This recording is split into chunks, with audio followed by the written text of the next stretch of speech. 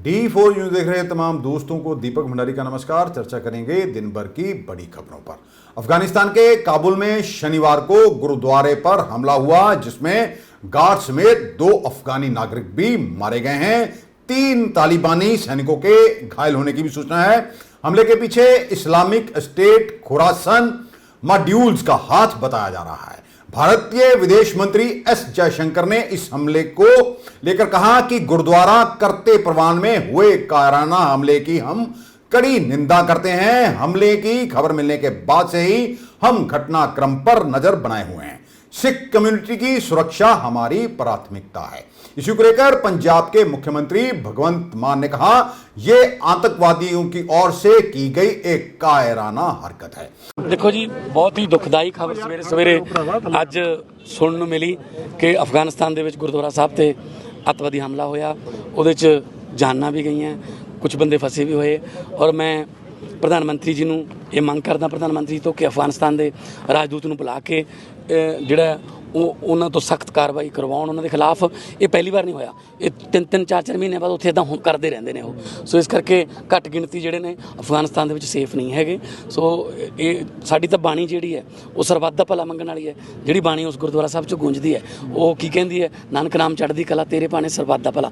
ਸਰਬੱਤ ਦਾ ਭਲਾ ਮੰਗਣ ਵਾਲੀ ਬਾਣੀ ਤੇ ਜੇ ਤੁਸੀਂ ਗੋਲੀਆਂ ਚਲਾਓਗੇ, ਇਸ ਤੋਂ ਵੱਧ ਮਾੜੀ ਕਰਤੂਤ ਕੋਈ ਹੋ ਨਹੀਂ ਸਕਦੀ। वहीं शिरोमणि गुरुद्वारा प्रबंधक कमेटी के प्रधान हरजिंदर सिंह धामी ने भी इस हमले की कड़ी निंदा की है।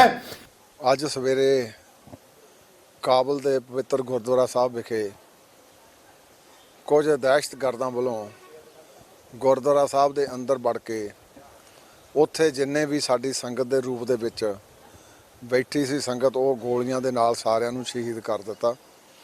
ਔਰ ਇਸ ਘਟਨਾ ਦੇ ਨਾਲ ਸਿੱਖਾਂ ਦੇ ਜਿਹੜੇ ਹਿਰਦੇ ਆ ਉਹ ਸਾਰੇ ਬਲੂੰਦੜ ਗਏ, ਕਿਉਂਕਿ ਬਹੁਤ ਦਰਦਨਾਕ ਘਟਨਾ ਦੂਜੀ ਵਾਰੀ ਇਹ ਘਟ ਗਈ ਆ। ਔਰ ਇਸ ਘਟਨਾ ਦੇ ਨਾਲ ਸਿੱਖ ਪੰਥ ਨੂੰ ਵੀ ਤੇ ਸਿੱਖਾਂ ਨੂੰ ਸੋਚਣਾ ਵੀ ਪੈ ਰਿਹਾ ਕਿ ਹੁਣ ਉਸ ਧਰਤੀ ਤੇ ਉਹਨੇ ਰਹਿਣਾ ਵੀ, ਬਸਣਾ ਵੀ ਆ ਕਿ ਨਹੀਂ ਬਸਣਾ। ਪਰ ਗੁਰੂ ਸਾਡੇ ਜਿਹੜੇ ਗੁਰਦੁਆਰਾ ਸਾਹਿਬਾਨ ਆ ਉਸ ਧਰਤੀ ਤੇ ਸੁਸ਼ੋਭਿਤ ਰਹਿਣੇ ਆ। ਇਹ ਮੈਂ ਪਿਛਲੇ ਦਿਨੀ ਇੱਕ ਸ਼੍ਰੋਮਣੀ ਗੁਰਦੁਆਰਾ ਪ੍ਰਬੰਧਕ ਕਮੇਟੀ ਵੱਲੋਂ ਵਫਦ ਮਨਿਓਰਟੀ ਕਮਿਸ਼ਨ ਜਿਹੜਾ ਸਾਡਾ ਇੰਡੀਆ ਦਾ ਲਾਲਪੁਰਾ ਸਾਹਿਬ ਉਹਨੂੰ ਮਿਲਿਆ ਸੀ। ਉਹਦੇ ਵਿੱਚ ਅਸੀਂ ਇਹ ਚੇਚੇ ਤੌਰ ਤੇ ਇੱਕ ਮੰਗ ਰੱਖੀ ਸੀ ਕਿ ਜਿਹੜੀਆਂ ਘੱਟ ਗਿਣਤੀਆਂ ਦੇ ਵਿੱਚ ਚੇਚੇ ਤੌਰ ਤੇ ਸਿੱਖ ਪਾਕਿਸਤਾਨ ਜਾਂ ਅਫਗਾਨਿਸਤਾਨ ਦੇ ਵਿੱਚ ਰਹਿ ਗਏ ਆ, ਉਹਨਾਂ ਦੀ ਜਾਂ ਤਾਂ ਸੁਰੱਖਿਆ ਯਕੀਨੀ ਬਣਾਈ ਜਾਵੇ, ਜਾਂ ਉਹਨਾਂ ਨੂੰ ਇੱਥੇ ਸੱਦ ਕੇ ਫਿਰ ਆਪ ਹੀ ਸਿੱਖ ਪੰਥ ਉਹਨਾਂ ਦੀ ਦੇਖਭਾਲ ਕਰ ਲਊਗਾ। ਉਹਨਾਂ ਲਈ ਆਉਣ ਦਾ ਇੱਥੇ ਜਿਹੜਾ ਰਾਹ ਪੱਧਰਾ ਕੀਤਾ ਜਾਵੇ। ਪਰ ਮੈਨੂੰ ਅਫਸੋਸ ਆ ਕਿ ਇਹ ਸਾਡੀਆਂ ਮੰਗਾਂ ਤੱਕ ਹੀ ਸੀਮਿਤ ਰਹਿ ਜਾਂਦੀਆਂ, ਇਹਨਾਂ ਦੇ ਉੱਤੇ ਕੋਈ ਕਾਰਵਾਈ ਨਹੀਂ ਹੁੰਦੀ। ਔਰ ਅੱਜ ਜੋ ਕੁਝ ਹੋਇਆ ਉਹ ਮੈਂ ਸਮਝਦਾ ਉਹ ਸਾਡੀ ਪਿਛਲੇ ਦਿਨਾਂ ਦੀ ਰਿਪਰੈਜ਼ੈਂਟੇਸ਼ਨ, ਜੇ ਉਹ 'ਤੇ ਕਾਰ ਸ਼ੁਰੂ ਹੋ ਜਾਂਦਾ ਤਾਂ ਸ਼ਾਇਦ ਅੱਜ ਇਹ ਘਟਨਾ ਇੱਦਾਂ ਦੀ ਨਾ ਵਾਪਰਦੀ। ਅਤੇ ਮੈਂ ਮੁਸਲਮਾਨ ਭਾਈਚਾਰੇ ਨੂੰ ਵੀ ਕਹਿਣਾ ਚਾਹੁੰਦਾ ਕਿ ਇਹੋ ਜਿਹੀਆਂ ਘਟਨਾ ਜਿਹੜੀਆਂ ਉਹਦੇ ਨਾਲ ਭਾਈਚਾਰਕ ਸਾਂਝ ਵੀ ਟੁੱਟਦੀ ਆ, ਅਤੇ ਮਨੁੱਖਤਾ ਦੇ ਦਰ ਦੇ ਉੱਤੇ ਪਵਿੱਤਰ ਸੱਚਖੰਡ ਸ੍ਰੀ ਦਰਬਾਰ ਸਾਹਿਬ ਜਿਹੜੇ ਸਾਡੇ ਗੁਰੂ ਗ੍ਰੰਥ ਸਾਹਿਬ ਸੁਸ਼ੋਭਿਤ ਆ, ਉਹਨਾਂ ਦੀ ਹਾਜ਼ਰੀ ਦੇ ਵਿੱਚ ਇਹੋ ਜਿਹੀਆਂ ਘਟਨਾ ਜਿਹੜੀਆਂ ਉਹ ਕਰਨੀਆਂ ਉਹ ਮਨੁੱਖਤਾ ਲਈ ਵੀ ਅਤੇ ਇਹਨਾਂ ਲਈ ਵੀ ਕਿਸੇ ਵੇਲੇ ਦਰਦਨਾਕ ਸਾਬਤ ਹੋਣਗੀਆਂ। ਸੋ ਮੈਂ ਪੁਰਜੋੜ ਨਿਖੇਧੀ ਨਹੀਂ ਕਰਦਾ, ਸੈਂਟਰ ਦੀ ਸਰਕਾਰ ਤੋਂ ਵੀ ਮੰਗ ਕਰਦਾ ਕਿ ਹਾਲੇ ਵੀ ਜਾਗ ਜਾਓ, ਉੱਥੇ ਜਿਹੜੇ ਸਿੱਖ ਆ ਉਹਨਾਂ ਦੀ ਸੁਰੱਖਿਆ ਯਕੀਨੀ ਬਣਾਓ। ਜੇ ਕਿੰਨੀ ਬਣਨੀ ਹੁਣ ਮੇਰਾ ਖਿਆਲ ਕੋਈ ਲੱਗਿਆ ਕੋਈ ਨਿਫਲ ਹੀ ਹੋਣੀ ਆ, ਪਰ ਉਹਨਾਂ ਸਾਰਿਆਂ ਨੂੰ ਇੱਥੇ ਸੱਦ ਕੇ ਉਹਨਾਂ ਦਾ ਰਹਿਣ ਬਸੇਰਾ ਜਿਹੜਾ ਇੱਥੇ ਇਸ ਧਰਤੀ ਤੇ ਕੀਤਾ ਜਾਵੇ। ਇਹੋ ਹੀ ਮੇਰੀ ਪੰਜਾਬ ਸਰਕਾਰ ਜਿਹੜੀ ਸੈਂਟਰ ਦੀ ਸਰਕਾਰ ਤੋਂ ਅੱਜ ਦੀ ਮੰਗ ਆ। ਬੜੀ ਮੰਦਭਾਗੀ ਘਟਨਾ ਜਿਹੜੀ ਉਹ ਵਾਪਰੀ ਹੈ। ਅਫਗਾਨਿਸਤਾਨ ਦੇ ਸਮੇਂ ਦੇ ਮੁਤਾਬਕ ਸਵੇਰ 7 ਵਜੇ ਕੁਝ ਲੋਕ ਗੁਰਦੁਆਰਾ ਸਾਹਿਬ ਦੇ ਗੇਟ 'ਤੇ ਆਏ ਹੈ ਔਰ ਉਹਨਾਂ ਨੇ ਬੰਬ ਦੇ ਨਾਲ ਗੁਰਦੁਆਰਾ ਸਾਹਿਬ ਦਾ ਜਿਹੜਾ ਗੇਟ ਹੈ ਉਹਨੂੰ ਤੋੜਿਆ ਅਤੇ ਫਿਰ ਅੰਦਰ ਚਲੇ ਗਏ। ਔਰ ਅੰਦਰ ਜਾ ਕੇ ਉਹਨਾਂ ਨੇ ਕੀ ਨੁਕਸਾਨ ਕੀਤਾ ਹੈ ਕੀ ਨਹੀਂ ਕੀਤਾ, ਅਜੇ ਤੱਕ ਇਸ ਦੀ ਜਾਣਕਾਰੀ ਜਿਹੜੀ ਨਹੀਂ ਮਿਲੀ ਹੈ। ਇੰਨਾ ਕੀ ਪਤਾ ਲੱਗਿਆ ਕਿ ਇੱਕ ਸਿੱਖ ਜਿਹੜਾ ਹੈ ਉਹ ਜ਼ਖਮੀ ਹੋਇਆ, ਜਿਹਨੂੰ ਹਸਪਤਾਲ ਜਿਹੜਾ ਹੈ ਉਹ ਲਿਜਾਇਆ ਗਿਆ। ਅਤੇ ਹੁਣ ਬਾਹਰੋਂ ਮੇਰੇ ਖਿਆਲ ਤਾਲਿਬਾਨ ਦੀ ਜਿਹੜੀ ਫੌਜ ਹੈ ਉਹ ਉਹਨਾਂ ਦੇ ਨਾਲ ਲੜ ਰਹੀ ਹੈ, ਜਿਹੜੀ ਜਾਣਕਾਰੀ ਹੁਣ ਲੇਟੈਸਟ ਸਾਨੂੰ ਪ੍ਰਾਪਤ ਹੋਈ ਹੈ। ਕੁਝ ਵੀ ਹੋਵੇ, ਗੁਰਦੁਆਰਾ ਸਾਹਿਬ ਦੇ ਉੱਤੇ ਹਮਲਾ ਕਰਨਾ, ਮਿਨੋਰਟੀ ਨੂੰ ਨਿਸ਼ਾਨਾ ਬਣਾਉਣਾ, ਇਹ ਵਿਸ਼ਵ ਦੇ ਵਿੱਚ ਬਹੁਤ ਹੀ ਮੰਦਭਾਗਾ ਵਰਤਾਰਾ ਹੈ। ਕਿਸੇ ਵੀ ਕੰਟਰੀ ਦੇ ਵਿੱਚ ਹੋਵੇ, ਚਾਹੇ ਭਾਰਤ ਦੇ ਵਿੱਚ ਹੋਵੇ, ਪਾਕਿਸਤਾਨ ਦੇ ਵਿੱਚ ਹੋਵੇ, ਅਫਗਾਨਿਸਤਾਨ ਦੇ ਵਿੱਚ ਹੋਵੇ, ਜਾਂ ਦੁਨੀਆ ਦੇ ਕਿਸੇ ਹੋਰ ਮੁਲਕ ਦੇ ਵਿੱਚ ਹੋਵੇ, ਘੱਟਗਿਣਤੀਆਂ ਨੂੰ ਨਿਸ਼ਾਨਾ ਬਣਾਇਆ ਜਾਣਾ ਆਪਣੀ ਗੰਦੀ ਰਾਜਨੀਤੀ ਲਈ, ਇਹ ਮੈਂ ਸਮਝਦਾ ਬਹੁਤ ਹੀ ਜ਼ਿਆਦਾ ਮੰਦਭਾਗੀ ਗੱਲ ਹੈ। ਦੁਨੀਆ ਦੀਆਂ ਸਰਕਾਰਾਂ ਨੂੰ ਇਸ ਮਸਲੇ ਦੇ ਉੱਤੇ ਇਕੱਠੇ ਹੋ ਕੇ ਸੋਚਣ ਦੀ ਲੋੜ ਹੈ। ਰਾਜਨੀਤੀ ਕਰੋ, ਲੇਕਿਨ ਰਾਜਨੀਤੀ ਦੇ ਨਾਮ ਦੇ ਉੱਤੇ, ਨਸਲ ਦੇ ਆਧਾਰ ਦੇ ਉੱਤੇ, ਜਾਤ ਦੇ ਆਧਾਰ ਦੇ ਉੱਤੇ, ਘੱਟ ਗਿਣਤੀ ਦੇ ਆਧਾਰ ਦੇ ਉੱਤੇ ਕਿਸੇ ਨੂੰ ਨਿਸ਼ਾਨਾ ਬਣਾਉਣਾ, ਕਿਸੇ ਦੇ ਧਾਰਮਿਕ ਸਥਾਨਾਂ ਦੇ ਉੱਤੇ ਅਟੈਕ ਕਰਨੇ, ਇਹ ਸੰਸਾਰ ਨੂੰ ਜਿਹੜਾ ਹੈ ਉਹ ਗਲਤ ਦਿਸ਼ਾ ਦੇ ਵਿੱਚ ਲੈ ਕੇ ਜਾਏਗਾ। ਇਸ ਤੋਂ ਬਚਣ ਦੀ ਜ਼ਰੂਰਤ ਹੈ। ਵਾਹਿਗੁਰੂ ਅੱਗੇ ਅਰਦਾਸ ਹੈ ਕਿ ਅਫਗਾਨਿਸਤਾਨ ਦੇ ਸਿੱਖ ਜਿਹੜੇ ਆ ਉਹ ਮਹਿਫੂਜ਼ ਰਹਿਣ, ਮਹਿਫੂਜ਼ ਹੋਣ। ਅਤੇ ਮੈਂ ਭਾਰਤ ਸਰਕਾਰ ਨੂੰ ਵੀ ਇਹ ਕਹਾਂਗਾ ਕਿ ਜਲਦੀ ਤੋਂ ਜਲਦੀ ਉੱਥੋਂ ਦੀ ਸਰਕਾਰ ਨਾਲ ਰਾਬਤਾ ਕਾਇਮ ਕਰਕੇ ਉੱਥੋਂ ਦੇ ਸਿੱਖਾਂ ਨੂੰ ਜਿਹੜਾ ਹੈ ਉਹ ਸੁਰੱਖਿਅਤ ਕੱਢਣ ਦੇ ਜਿਹੜੇ ਪੁਖਤਾ ਪ੍ਰਬੰਧ ਕੀਤੇ ਜਾਣੇ ਚਾਹੀਦੇ ਨੇ। ਔਰ ਬਾਹਰਲੀਆਂ ਕੰਟਰੀਆਂ ਦੇ ਵਿੱਚ ਰਹਿੰਦੀ ਸਿੱਖਾਂ ਨੂੰ ਔਰ ਸਿੱਖ ਸੰਸਥਾਵਾਂ ਨੂੰ ਵੀ ਮੈਂ ਕਹੂੰਗਾ ਕਿ ਆਪਣੇ ਆਪਣੇ ਮੁਲਕਾਂ ਦੀਆਂ ਸਰਕਾਰਾਂ ਦੇ ਨਾਲ ਰਾਬਤਾ ਕਾਇਮ ਕਰਕੇ ਉਹਨਾਂ ਸਿੱਖਾਂ ਨੂੰ ਜਿਹੜਾ ਹੈ ਉੱਥੋਂ ਆਪਾਂ ਕੱਢਣ ਦਾ ਜਿਹੜਾ ਯਤਨ ਕਰੀਏ। ਅਤੇ ਇਸ ਤਰ੍ਹਾਂ ਦਾ ਯਤਨ ਵੀ ਕਰੀਏ ਕਿ ਸਾਡੇ ਉੱਥੇ ਗੁਰਦੁਆਰਾ ਸਾਹਿਬਾਨ ਜਿਹੜੇ ਨੇ ਉਹ ਮੌਜੂਦ ਰਹਿਣ, ਉਹ ਨਿਸ਼ਾਨ ਸਾਡੇ ਜਿਹੜੇ ਨੇ, ਕਿਉਂਕਿ ਇਤਿਹਾਸਕ ਗੁਰਦੁਆਰੇ ਅਫਗਾਨਿਸਤਾਨ ਦੇ ਅੰਦਰ, ਸਾਡੇ ਅਫਗਾਨਿਸਤਾਨ ਦੇ ਅੰਦਰ ਇਤਿਹਾਸਕ ਗੁਰਦੁਆਰਿਆਂ ਦੇ ਨਿਸ਼ਾਨ ਜਿਹੜੇ ਆ ਉਹ ਵੀ ਕਾਇਮ ਰਹਿਣ। ਇਹ ਸਾਰੀਆਂ ਸਾਡੀਆਂ ਸਿੱਖ ਸੰਸਥਾਵਾਂ ਨੂੰ ਸੋਚ ਕੇ, ਬੈਠ ਕੇ, ਵਿਚਾਰ ਕੇ ਆਪੋ ਆਪਣੀਆਂ ਸਰਕਾਰਾਂ ਦੇ ਰਾਹੀਂ ਇਹਦੀ ਪੁਖਤਾ ਹੱਲ ਕੱਢਣ ਦੀ ਬਹੁਤ ਵੱਡੀ ਜ਼ਰੂਰਤ ਹੈ। ਬਹੁਤ ਹੀ ਮੰਦਭਾਗੀ ਖਬਰ ਜਿਹੜੀ ਹੈ ਅਫਗਾਨਿਸਤਾਨ ਦੇ ਉੱਤੇ ਗੁਰਦੁਆਰੇ ਦੇ ਹਮਲੇ ਦੀ ਅੱਜ ਸੁਣਨ ਨੂੰ ਮਿਲੀ ਹੈ। ਬੜਾ ਦੁਨੀਆ ਭਰ ਦਾ सिख जोड़ा है इस अटैक कारण दुखी है। सांसद गुरजीत सिंह औजला ने भी इस घटना को शर्मनाक बताया है। बहुत माड़ी घटना वापरी है अफगानिस्तान के विखे गुरु घर के उत्ते, गुरुद्वारे के उत्ते अतवादियों ने अटैक किया और जानी नुकसान भी उत्थे होया जिहदी अजे तक जानकारी नहीं मिल सकी। बहुत नखेदी वाली गल है, बहुत निंदणयोग गल है। वो गुरु घर जिथे लोग आस उम्मीद के नाल एक सैकुलर सोच के नाल आउंदे ने और सैकुलर सोच ਨੂੰ ਵਿਸਥਾਰ ਨੂੰ, ਸਿੱਖਿਆ ਨੂੰ ਉੱਥੋਂ ਵਧਾਇਆ ਜਾਂਦਾ ਹੈ। ਪਰ ਬੜੀ ਮੰਦਭਾਗੀ ਗੱਲ ਹੈ। ਮੈਂ ਪ੍ਰਾਈਮ ਮਿਨਿਸਟਰ ਤੋਂ ਮੰਗ ਕਰਦਾ ਹਾਂ ਕਿ ਤੁਰੰਤ ਸਰਕਾਰ ਦੇ ਨਾਲ ਉੱਥੋਂ ਦੀ ਨਾਲ ਗੱਲਬਾਤ ਕਰਕੇ ਜਿਹੜੀ ਇਸ ਘਟਨਾ ਦੀ ਜਾਣਕਾਰੀ ਲਈ ਜਾਵੇ ਔਰ ਜਿਹੜੇ ਉੱਥੇ ਸਿੱਖ ਭਾਈਚਾਰਾ ਜਿਹੜਾ ਬਚਿਆ ਆ ਉਹਨਾਂ ਦੀ ਜਾਨ ਮਾਲ ਦੀ ਰਾਖੀ ਕੀਤੀ ਜਾਵੇ ਔਰ ਜਿਹੜੀਆਂ ਵੀ ਘੱਟ ਗਿਣਤੀਆਂ ਦੇ ਉੱਤੇ ਕੋਈ ਤਸ਼ੱਦਦ ਹੋ ਰਿਹਾ ਉਹਨਾਂ ਦੀ ਜਾਨ ਮਾਲ ਦੀ ਰਾਖੀ ਪ੍ਰਾਈਮ ਮਿਨਿਸਟਰ ਸਾਹਿਬ ਉਸੇ ਵੇਲੇ ਗੱਲ ਕਰਕੇ ਅੰਤਰਰਾਸ਼ਟਰੀ ਪੱਧਰ ਦੇ ਉੱਤੇ ਮੁੱਦਾ ਲੈ ਕੇ ਜਾਣ। ਅੱਗੇ ਵੀ ਪਹਿਲਾਂ ਵੀ ਇੱਥੇ ਗੁਰੂ ਘਰਾਂ ਦੇ ਉੱਤੇ ਅਟੈਕ ਹੋਏ ਨੇ। ਬਹੁਤ ਜਿਹੜੇ ਨਿਹੱਥੇ ਸਿੱਖ ਨੇ, ਬਹੁਤ ਜਿਹੜੇ ਉੱਥੇ ਕੰਮਕਾਜ ਕਰਦੇ ਸਿੱਖ ਨੇ, ਉਹਨਾਂ ਨੂੰ मौत के घाट उतार दिता गया। ये बहुत दुखदायी घटना जी है अज वापरी है। केंद्र सरकार की अग्निपथ योजना के विरोध की आंच पंजाब पहुंच गई है। आज लुधियाना में युवकों ने रेलवे स्टेशन पर पहुंचकर जमकर तोड़फोड़ की। पहले स्टेशन के बाहर खड़े वाहनों में तोड़फोड़ की और फिर अंदर आकर स्टॉलों और सरकारी ऑफिस में भी तोड़फोड़ की। इसी दौरान युवाओं ने पुलिस पर पथराव भी किया। अग्निपथ योजना की विरोध की चिंगारी जालंधर में भी भड़क उठी। अलग अलग जगहों से आए हुए युवकों ने सुबह पीएपी चौक पर जाम लगा दिया। युवाओं का कहना है कि केंद्र सरकार उनके भविष्य से खिलवाड़ कर रही है, साथ ही सरकार ने सेना को भी मजाक बना दिया है। इसी बीच पंजाब के मुख्यमंत्री भगवंत मान ने प्रदर्शनकारी नौजवानों से फोन पर बात की। मान ने इन युवाओं को आश्वासन दिया कि वह उनके साथ डटकर खड़े हैं, उनके साथ कोई राजनीति नहीं की जाएगी।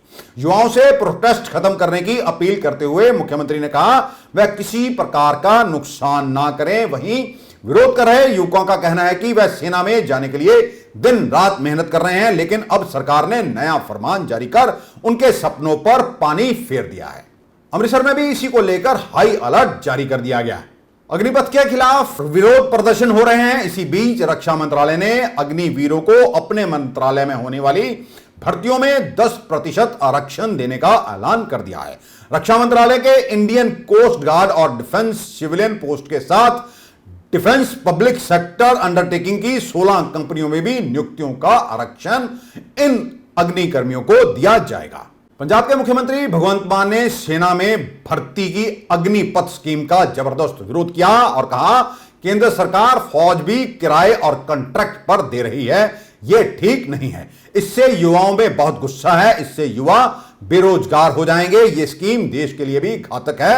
मैं इस बारे में प्रधानमंत्री नरेंद्र मोदी को एक लेटर भी लिखूंगा, उन्हें इस अग्निपथ स्कीम को वापस लेने की मांग भी करूंगा। तो ਕਿਹੜਾ ਕਾਨੂੰਨ ਕੱਢਿਆ ਬਈ ਅਗਨੀਪਥ ਕੀ ਆ ਉਹ ਚ ਕਹਿੰਦੇ ਵੀ 17 ਸਾਲ ਦੇ ਮੁੰਡੇ ਆ ਜਾਓ, ਅਸੀਂ ਤੁਹਾਨੂੰ ਟ੍ਰੇਨਿੰਗ ਦੇਵਾਂਗੇ, 21 ਸਾਲ ਤੇ ਰਿਟਾਇਰ ਹੋ ਜਾਓਗੇ ਤੁਸੀਂ। ਮਤਲਬ 21 ਸਾਲ ਦਾ ਨੌਜਵਾਨ ਸਾਬਕਾ ਸੈਨਿਕ ਬਣ ਕੇ ਆ ਜਾਊਗਾ। ਉਦੋਂ ਬਾਅਦ ਕੀ ਕਰੂਗਾ ਉਹ? ਆਪ 90 ਸਾਲ ਦੇ 94 ਸਾਲ ਦੇ ਇਲੈਕਸ਼ਨਾਂ ਲੜੀ ਜਾਂਦੇ ਆ, ਧੀਆਂ ਪੁੱਤਾਂ ਨੂੰ ਸਾਡਿਆਂ ਨੂੰ ਕਹਿੰਦੇ ਨੇ ਤੁਸੀਂ 21 ਸਾਲ ਤੇ ਰਿਟਾਇਰ ਚਲੋ ਕਰੇ। ਬਹੁਤ ਜ਼ਿਆਦਾ ਨੌਜਵਾਨਾਂ 'ਚ ਰੋਸ ਪਾਇਆ ਜਾ ਰਿਹਾ ਹੈ। ਮੈਂ ਵੀ ਪ੍ਰਧਾਨ ਮੰਤਰੀ ਜੀ ਨੂੰ ਚਿੱਠੀ ਲਿਖੂੰਗਾ ਕਿ ਤੁਸੀਂ ਇਹ ਫੈਸਲਾ ਵਾਪਸ ਲਓ, ਕਿਉਂਕਿ ਜਿਹਨੇ ਦੇਸ਼ ਵਾਸਤੇ ਜਨੂਨ ਨਾਲ ਕੰਮ ਕਰਨਾ ਹੈ ਉਹਨੂੰ ਦੇਸ਼ ਭਗਤੀ, ਉਹਨੂੰ ਦੇਸ਼ ਦੀ ਸੇਵਾ ਦਾ ਮੌਕਾ ਦਿਓ। ਉਹਨੂੰ ਉਹਨਾਂ ਕੋਈ ਪੈਨਸ਼ਨ ਨਹੀਂ ਕਹਿੰਦੇ, 3-4 ਸਾਲ ਲਾ ਕੇ ਤੁਸੀਂ ਚਲੇ ਜਾਇਓ ਬਸ, ਤੇ ਉਹਨੂੰ ਦੇਸ਼ ਦੀ ਸੇਵਾ ਕਰਨ ਦਾ ਮੌਕਾ ਮਿਲਣਾ ਚਾਹੀਦਾ ਹੈ। ਫਿਰ ਪੈਨਸ਼ਨ ਮਿਲਣੀ ਚਾਹੀਦੀ ਹੈ, ਜਿਵੇਂ ਪਹਿਲਾਂ ਮਿਲਟਰੀ ਨੂੰ ਸਹੂਲਤਾਂ ਮਿਲਦੀਆਂ ਨੇ ਕੰਟੀਨ ਚੋਂ, ਇਹ ਸਾਰੀਆਂ ਮਿਲਣੀਆਂ ਚਾਹੀਦੀਆਂ ਨੇ। ਪਰ ਨਹੀਂ, ਇਹ ਹੁਣ ਫੌਜ ਵੀ ਕਿਰਾਏ ਤੇ, ਫੌਜ ਵੀ ਕੰਟਰੈਕਟ ਤੇ ਲਿਆਂਦੀ ਇਹਨਾਂ ਨੇ। ਸੋ ਇਸ ਕਰਕੇ ਦੇਸ਼ ਭਗਤ ਲੋਕ ਆ, ਤਿਰੰਗੇ ਨੂੰ ਪਿਆਰ ਕਰਨ ਵਾਲੇ ਆ, ਔਰ ਆ ਜਿਹੜਾ ਰੌਲਾ ਪਾਉਂਦੇ ਨੇ ਇਹ ਲਾਅ ਐਂਡ ਆਰਡਰ ਦਾ, ਇਹ ਜਿਹੜੇ ਗੈਂਗਸਟਰ ਨੇ, ਇਹ ਮੈਂ ਤਾਂ ਨਾਲ ਲੈ ਕੇ ਨਹੀਂ ਆਇਆ ਨਾ, ਪੈਦਾ ਕਿਹਨੇ ਕੀਤੇ ਹੋਏ ਨੇ? ਇਹਨਾਂ ਨੇ ਕੀਤੇ ਹੋਏ ਨੇ। ਨੌਜਵਾਨ ਮੁੰਡਿਆਂ ਨੂੰ ਭੜਕਾਇਆ, ਫਿਰ ਉਹਨਾਂ ਤੋਂ ਕੰਮ ਲਿਆ ਵੋਟਾਂ ਵੇਲੇ, ਮੁੜ ਕੇ ਛੱਡਤੇ, ਫਿਰ ਉਹ ਆਪਸ 'ਚ ਲੜੀ ਜਾਂਦੇ ਨੇ। ਹੁਣ ਹੈਗੇ ਤਾਂ ਧੀਆਂ ਪੁੱਤ ਆਪਣੀ ਨੇ ਉਹ ਵੀ। ਅਸੀਂ ਤੁਹਾਨੂੰ ਇਸ ਗੱਲ ਦੀ ਗਰੰਟੀ ਦਿੰਦੇ ਹਾਂ ਕਿ ਪੰਜਾਬ ਦੀ ਲਾਅ ਐਂਡ ਆਰਡਰ ਦੀ ਅਨਸਰ ਕੋਈ ਸਮਾਜ ਵਿਰੋਧੀ ਹਰਕਤ ਕਰਨ ਦੀ ਕੋਸ਼ਿਸ਼ ਕਰੂਗਾ, ਸਖਤ ਤੋਂ ਸਖਤ ਕਾਰਵਾਈ ਹੋਊਗੀ, ਸਫਾਈ ਹੋਊਗੀ ਸਾਰੀ। ਅਸੀਂ ਪੰਜਾਬੀ ਹਾਂ, ਅਸੀਂ ਪਿਆਰ ਮੁਹੱਬਤ ਨਾਲ, ਸਾਡੇ ਭਾਈਚਾਰਾ, ਸਾਡੀ ਸੋਸ਼ਲ ਬੌਂਡਿੰਗ ਜਿਹੜੀ ਹੈ ਉਹ ਬਹੁਤ ਜ਼ਿਆਦਾ ਸਟਰੋਂਗ ਹੈ। ਬਹੁਤ ਸਾਰਿਆਂ ਨੇ ਤੋੜਨ ਦੀ ਕੋਸ਼ਿਸ਼ ਕੀਤੀ ਪਰ ਅਸੀਂ ਨਹੀਂ ਟੁੱਟੇ। ਸੋ ਇਸ ਕਰਕੇ ਆਪਾਂ ਇਕੱਠੇ ਰਹਿਣਾ है, एकता रखना है। मशहूरी के चक्कर में आम आदमी पार्टी की सरकार पंजाब में विरोधियों के निशाने पर आ गई है।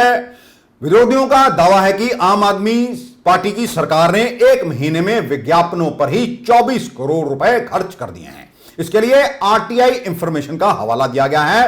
विपक्षी दलों ने तंज कसा कि राज्य का खजाना भरने के दावे करके सत्ता में आई आम आदमी पार्टी खुद ही इसे खाली करने में जुटी हुई है। सुखपाल सिंह खैरा ने आरटीआई इंफॉर्मेशन की कॉपी को ट्वीट किया है और कहा है कि सिर्फ अप्रैल में ही पब्लिसिटी पर 24 करोड़ खर्च कर दिए गए। अरविंद केजरीवाल और भगवंत मान बताएं कि इस तरह से उन्होंने पंजाब का खजाना भरने का वायदा किया था। खैरा ने यह भी कहा 1 MLA 1 पेंशन से सरकार 1 साल में केवल 8 करोड़ रुपए बचाएगी और यहां 1 महीने में ही 24 करोड़ रुपया विज्ञापनों पर खर्च कर दिया गया है। वहीं भाजपा नेता मनजिंदर सिंह सिरसा ने यह भी कहा कि आम आदमी पार्टी की सरकार ने पिछले 3 महीने में 9,000 करोड़ रुपए का कर्जा लिया। केवल अप्रैल में ही सरकारी पब्लिसिटी और विज्ञापनों पर 24 करोड़ 40 लाख रुपए खर्च कर दिए। पंजाब में किसी भी महिला को अभी तक 1,000 रुपया महीना नहीं दिया गया। बिजली पानी पर कोई सब्सिडी नहीं दी गई। वरिंदर सिंह राजावड़िंग का यह कहना है कि आम आदमी पार्टी की सरकार पब्लिसिटी की ऑक्सीजन पर चल रही है। हर रोज 1 करोड़ रुपए इस पर खर्च किया जा रहा है।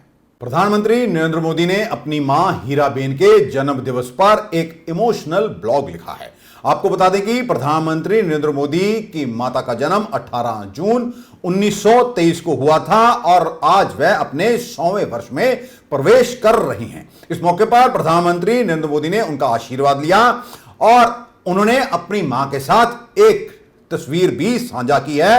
मां हीराबेन के जन्म दिवस पर प्रधानमंत्री नरेंद्र मोदी ने उनके पैर धोए तो वहीं मां ने भी उनका मुंह मीठा करवाकर आशीर्वाद दिया।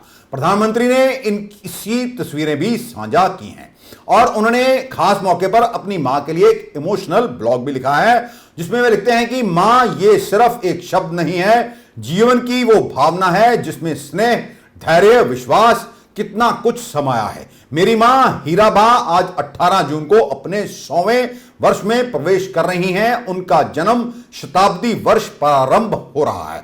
मैं अपनी खुशी और सौभाग्य साझा कर रहा हूं। अग्निपथ योजना को लेकर पूरे देश में युवा इसके खिलाफ प्रदर्शन कर रहे हैं। कई स्थानों पर रेलगाड़ियां जलाई जा रही हैं, लेकिन इन रेलगाड़ियों को बनाने में कितना पैसा खर्च होता है, क्या आपको पता है? आज हम आपको इसकी जानकारी देंगे। एक रिपोर्ट के मुताबिक एक एसी कोच की लागत 2 करोड़ 80 लाख से 3 करोड़ रुपए के बीच होती है। स्लीपर कोच को बनाने में करीब 1.25 करोड़ रुपए की लागत आती है। वहीं जनरल कोच बनाने में 1 करोड़ रुपए लगते हैं। एक रिपोर्ट के मुताबिक 100 लोगों की कैपेसिटी वाले जनरल सेकंड क्लास कोच को बनाने में 2 करोड़ 24 लाख रुपए लगते हैं। एक ट्रेन में सबसे ज्यादा खर्चा उसके इंजन को बनाने में आता है। एक रिपोर्ट के मुताबिक डुअल मोड लोकोमोटिव इंजन की कीमत करीब 18 करोड़ रुपए होती है, जबकि 4500 हॉर्स पावर के डीजल लोकोमोटिव इंजन को बनाने में करीब 13 करोड़ रुपए खर्च होते हैं। इसलिए हमारी देश के युवाओं से यह अपील है कि सरकारी संपत्ति को नुकसान ना पहुंचाएं। और भी कई तरीके हैं विरोध जताने के। आप इमेजिन कीजिए, किसी बच्ची की जन्म से आंखें नहीं हैं और एकदम उसकी आंखों की रोशनी लौट आती है, तो फिर उसकी खुशी कैसे होती है? ऐसा ही एक वीडियो सोशल मीडिया पर वायरल हो रहा है। जन्म से ही नेत्रहीन बच्ची ने जब पहली बार अपनी मां को देखा तो वह अपने आंसू नहीं रोक पाई। मां भी बेटी को देखकर फूट फूट कर रोने लगी। दोनों का यह वीडियो सोशल मीडिया पर तेजी से वायरल हो रहा है। वीडियो में दिख रहा है कि छोटी बच्ची की आंखें जन्म से ही खराब थी, उसे बिल्कुल भी दिखाई नहीं देता था, लेकिन आई ट्रांसप्लांट के बाद बच्ची अब देखने लगी है। डॉक्टरों ने जब बच्ची की आंखों से पट्टी हटाई तो वह अपनी मां की गोद में थी। ऐसे में उसने सबसे पहले अपनी मां को ही देखा। जब बच्ची ने पहली बार दुनिया देखी तो उसके आश्चर्य का कोई ठिकाना नहीं रहा। उसने आसपास मौजूद सभी चीजों को भी ध्यान से देखा, लेकिन उसने अपनी मां को आसानी से पहचान लिया। जब उसने मां को पहली बार देखा था तो उसकी खुशी का कोई ठिकाना नहीं था। यह वीडियो सोशल मीडिया पर लगातार वायरल हो रही है। ट्विटर पर इसे 70 लाख से अधिक लोग अभी तक देख चुके हैं। आज के लिए बस इतना ही। कल आपके समक्ष फिर हाजिर होंगे। तब तक के लिए नमस्कार।